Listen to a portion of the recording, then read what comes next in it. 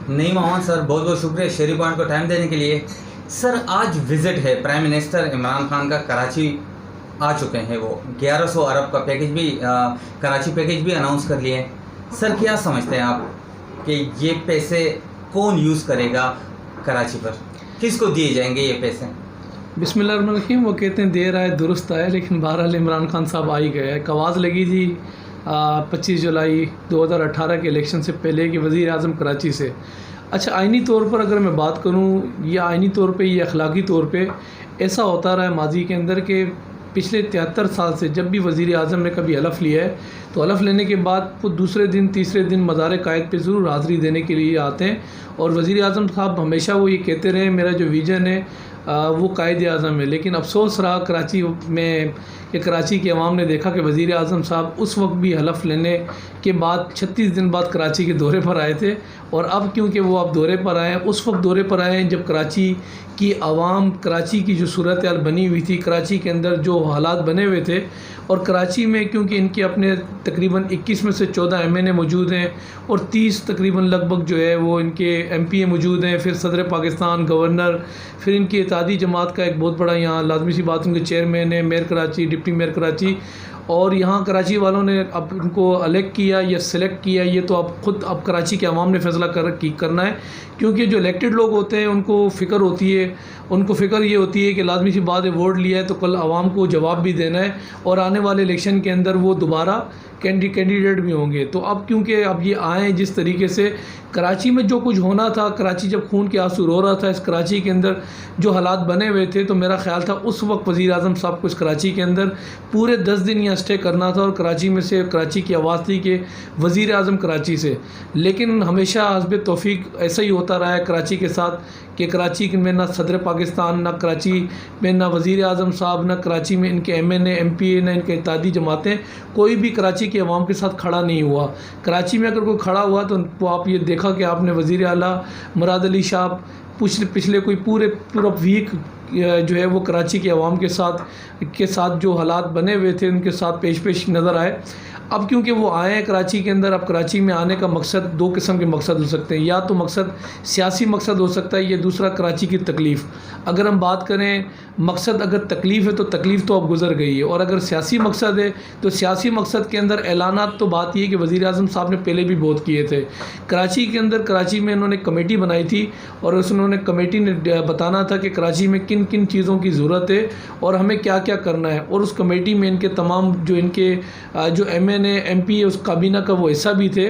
और तय ये पाया 2 महीने की रिसर्च के बाद कि कराची क्योंकि एक हब है, कराची यहाँ से निकाल के देता है जो कि इस्लामाबाद तक जाता है और तमाम सूबों के अंदर वो पहुँचता है। बड़ा एक रेवेन्यू कराची से निकलता है। और उस वक्त इनकी जो काबीना थी, उनकी जो इन्होंने जो वज़ीर आज़म साहब को समरी भेजी थी और उन्होंने कहा था कि फौरी तौर पर कराची को 1000 अरब की ज़रूरत है और उसमें कराची अपनी जगह पे आएगा। क्योंकि 35 साल से पूरे कराची के साथ जो कुछ हो रहा था, कराची के साथ जो कुछ किया एक जमात ने कलाशनकोव के ऊपर, तो ऐसे हालात को मद्देनज़र रखते हुए, और वो उनके अपने कमेंट्स थे जो समरी दी थी कि 1000 अरब रुपये की ज़रूरत है। उस वक्त इमरान खान साहब ने ऐलान किया था कि मैं 162 रुपये फ़ौरी तौर पर कराची पैकेज में ऐलान करता हूँ। लेकिन ये ऐलान आज तकरीबन हुए तकरीबन 1.5 साल गुजर गए, इन कराची वालों ने वो 162 रुपये नहीं देखे। अब ऐलान 1100 अरब का किया है। अल्लाह करे कि ये ऐलान जो है वो सिर्फ ऐलान तक ना रहे, कि वो जो कराची की ज़रूरत है, कराची की जो चीज़ों को पूरा कर सकता है, वो ऐलान जो है वो इम्प्लीमेंट भी होता हुआ नज़र आए। अच्छा सर, पीपल्स पार्टी को ऑन बोर्ड लिया जा रहा है? क्योंकि अभी रिसेंटली वज़ीर आला सिंध सैयद मुराद अली शाह की जानिब से ये बयान आया कि उनका अपना क्राइटेरिया है, मेरा अपना क्राइटेरिया है, अगर वो मुझे कॉल करेंगे तब कहीं जाकर मैं उनसे मुलाकात करूँगा, अदरवाइज़ नहीं। जबकि प्राइम मिनिस्टर हाउस की जानिब से ये बयानिया आया है कि खालिद मकबूल सिद्दीकी MQM की जमात के साथ मुलाकात करेंगे प्राइम मिनिस्टर साहब। तो पीपल्स पार्टी को भी ऑन बोर्ड लिया जाएगा या नहीं?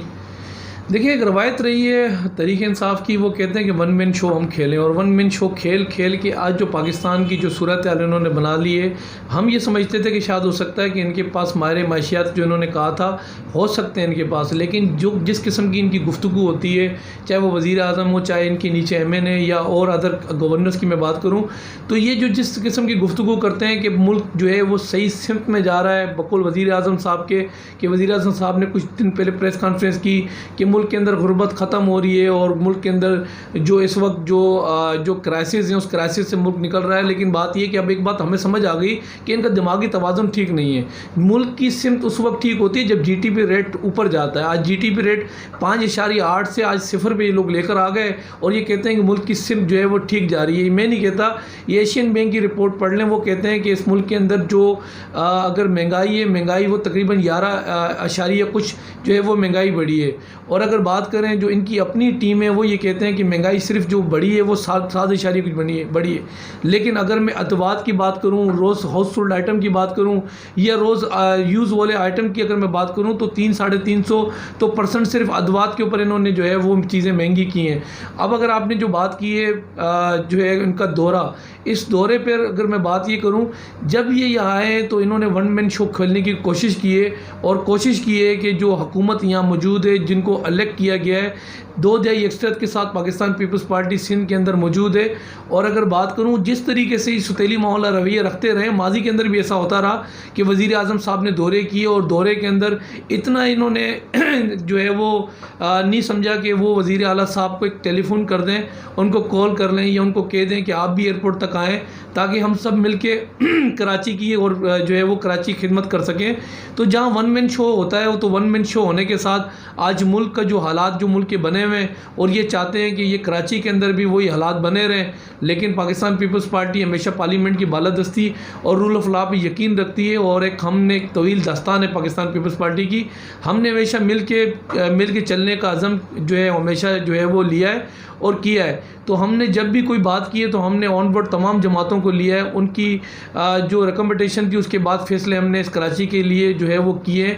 लेकिन अगर वज़ीर आज़म साहब इस दौरे पर आएँ और कुछ कौम से जो वादे किए हैं, अल्लाह करे वो वादे वो ना हो यूटर्न वाले, फिर अगर कोई ऐलान किया है पैकेज, तो जब पैकेज ऐलान किया है तो जो है आइनी तौर पर जो तरीक़ेकार है वो जो वज़ीर आला तमाम सूबे के ऊपर जो है वो सब चीज़ों को देखेगा। लेकिन सर यहाँ बात ये भी आती है कि ये जो पैकेज का ऐलान किया गया है ये गवर्नर सिंध के हाथों पूरे शहर में खर्च किया जाएगा, सूबाई गवर्नमेंट को ऑन बोर्ड नहीं लिया जा रहा। तो सर इस सिचुएशन में पीपल्स पार्टी का क्या रद्द-ए-अमल होगा? देखिए, अब बस बात ये है कि अब कोई भी आदमी वज़ीर आज़म साहब की गुफ्तगू को जो है वो सीरियस नहीं लेता, क्योंकि बात ये है कि ये सुबह कुछ और बात करते हैं और शाम को इनकी गुफ्तगू कुछ और होती है। ये गुमराह करने वाली बात है कि ये पैकेज वज़ीर आला साहब के जो है वो हाथ में दिया जाएगा और एक तरफ इनका एक वज़ीर है शिबली फराज वज़ीर है, ये इनका मुशीर है और उसका स्टेटमेंट था कि हम 1 रुपया जो है वो जो है सिंध हुकूमत के हाथ में नहीं देंगे। अब बात ये है कि तसादुम इनकी अपनी गुफ्तगू के अंदर मौजूद है, फिर वज़ीर आला खुद ये इनको ऑन वर्ड नहीं ले रहे, न उनकी टीम के साथ बैठने के लिए तैयार हैं। तो ये एक बात ठीक हो गई और क्लियर हो गई कि एक मजाक किया जा रहा है कराची के अवाम के साथ। 1100 अरब रुपए का जो ऐलान किया है पैकेज का, उससे पहले भी हमारा सवाल है जो 162 रुपये का जो ऐलान हुआ था उसमें से कितने अरब रुपए मिले। अगर कैलकुलेट लेके बैठे तो 0 + 0 और +0 0 कराची को दिया गया।